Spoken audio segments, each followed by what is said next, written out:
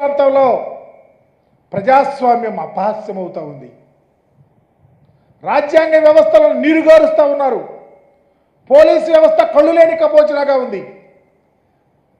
ఉదాహరణకి పిడుగురాళ్ల ప్రాంతంలో సోషల్ మీడియాలో పనిచేస్తున్నటువంటి షేక్ మాబు, లేకపోతే గురజాల నియోజకవర్గంలో వెన్నా రాజశేఖర్ రెడ్డి, వీళ్ళు సోషల్ మీడియాలో యాక్టివ్గా ఉన్నారు. ఎప్పుడో పోస్టులు పెట్టారని తప్పకుండా వారి మీద చర్యలు తీసుకోవాలా మీ కర్కశ బుద్ధితో. మొన్న వాళ్ళ ఫాదర్ ఎవరో సిక్ అయితే చూస్తాకొస్తే ఆ ఇంట్లో పడేసి వాళ్ళని కొట్టడానికి ట్రై చేస్తే వాళ్ళు తలుపేసుకొని అక్కడ ఉన్నటువంటి మాజీ శాసనసభ్యుడికి ఫోన్ చేసి పోలీసులకు చెబితే ఏం చెయ్యాలి? పోలీసులు ప్రజలను రక్షించాలా?